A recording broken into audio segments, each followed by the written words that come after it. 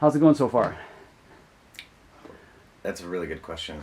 I had to throw an entire draft out because it was a little too speculative, um, 1,000 years in the future kind of science fiction, and I was warned not to try to do anything too crazy. But I had to try it. I had to get it out of my system. Mm-hmm. So I've dialed it back down to something that's much more intimate and just a couple characters. And just started everything over. That's part of the beauty of the process is I get a chance to do things more than once. Uh-huh. Some of the other festivals in town where you get one shot at it and then it's over. I have to get that out of my system and kind of relax and say I can experiment and try different things. So that's been fun to just try to dial it down into real people who have real concerns.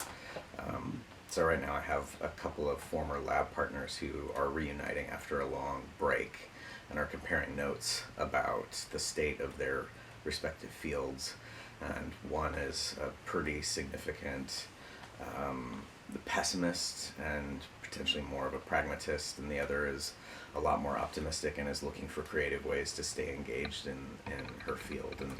And the play right now is just about kind of the sparks that fly when those two points of view connect. I wouldn't Mm-hmm. say I've cracked open the best conflict for a 20-minute show yet, but I have people who are talking to each other. So that's When you imagine the conversation with the audience afterward, what do you anticipate they might be provoked to think about by what you writing? well, I wonder if they'll be provoked by the same thing that captured my imagination, which was David's initial story about how you can catalog the the the neuronal function of this worm C. elegans down to individual molecular components, and you still can't understand how it makes decisions and why it decides it's going to go left instead of right. And I find myself repeating that story to people every time I talk about this project. I'm like, these are people who are trying to do this for the human brain, and it's going to be thousands of years before they think they can figure it out, and they're in the trenches doing that every day.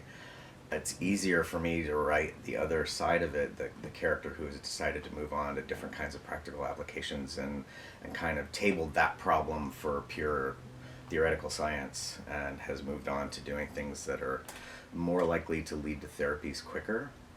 And I think that'll be the crux.